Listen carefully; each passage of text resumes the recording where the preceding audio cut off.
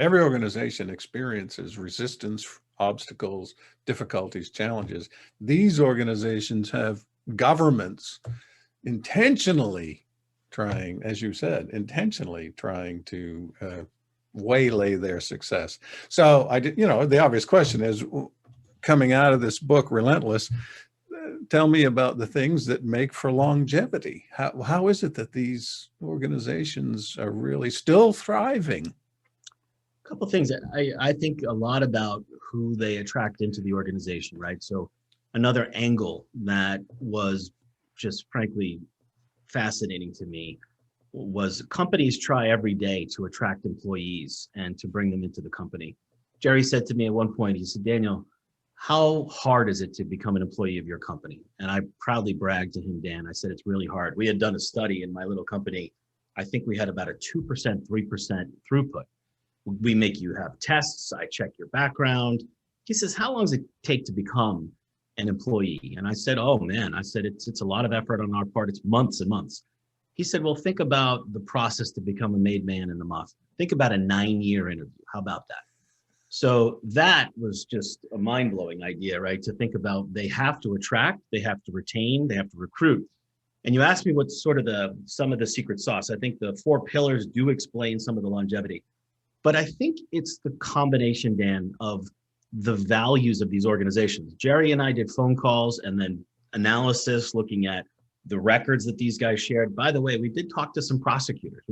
We talked to some prosecutors who've been working, they're on the other side of the equation, and they respect these guys too, right? They're left to their own devices. They're incredibly good business people. But we went into the values and I said, Jerry, what are the values of these organizations? So I have just a few here to call out there. Freedom, by the way. So Hell's Angels, that idea, they deeply value freedom. Loyalty shows up over and over and over. Loyalty to the family, loyalty to the crew, resourcefulness. I've often, as we thought about them, again, we never celebrate the products that these organizations sell. These are not products that Jerry and I like to participate in. But my goodness, you talk about customer centricity and speed. No organization I have seen has the ability to imagine a scheme and to put it into practice sooner.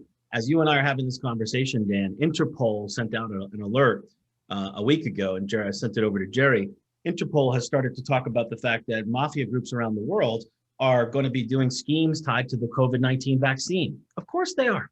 Of course they are. And even in COVID, by the way, the book was done, but Jerry and I were watching the behaviors of these groups.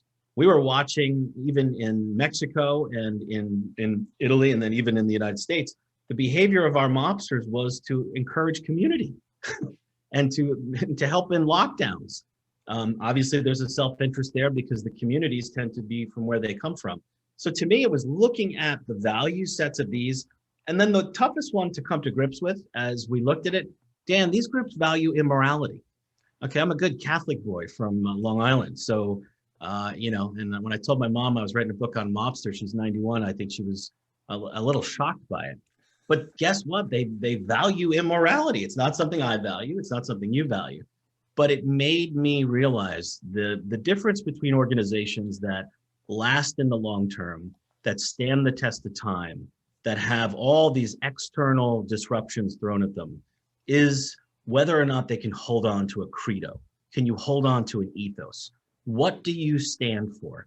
And these organizations, I would argue, just like Southwest Airlines, who's making its way through, I would argue this is the 7th major recession Southwest Airlines has survived. Why does a commodity called getting on a plane, why will Southwest Airlines thrive when you and I get back on planes again?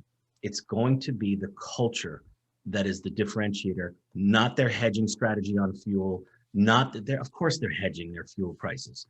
It's the culture, it's how they treat customers, it's why you and I will be back there. I think these groups have a credo and an ethos, and I'll close with this. These cultures are microcultures. You and I are not allowed to be in them. We're not allowed to see them.